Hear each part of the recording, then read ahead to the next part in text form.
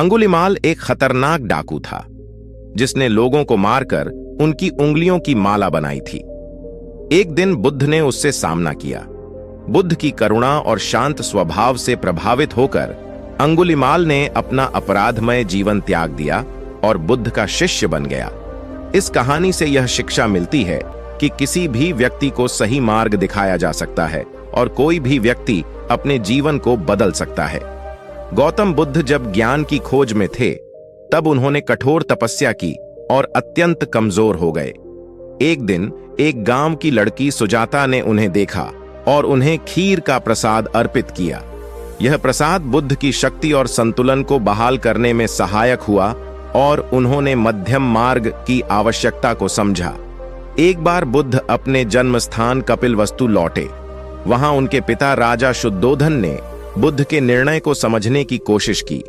बुद्ध ने उन्हें एक पूर्व जन्म की कहानी सुनाई जिसमें बुद्ध एक राजा थे और कैसे उन्होंने अपने राज्य को त्याग कर संन्यास लिया। इस कहानी ने राजा शुद्धोधन को यह समझने में मदद की कि बुद्ध का मार्ग सही था और यह निर्णय किसी व्यक्तिगत स्वार्थ से प्रेरित नहीं था। एक बार बुद्ध अपने शिष्यों के साथ बैठे थे। एक व्यक्ति आया और उसने बुद्ध को अपशब्द कहे।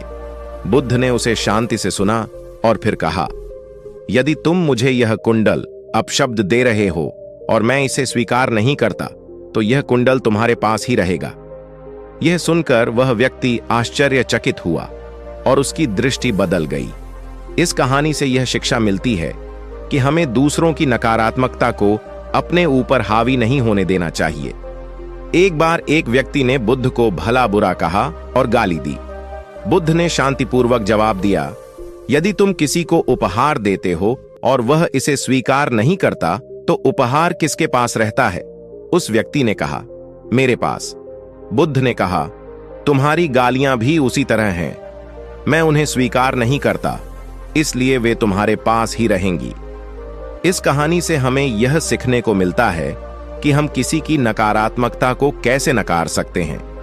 इन कहानियों से हमें बुद्ध के शिक्षाओं और जीवन के विभिन्न पहलुओं को समझने का मौका मिलता है। बुद्ध की कहानियां हमें जीवन में धैर्य, करुणा और सही मार्ग पर चलने की प्रेरणा देती हैं।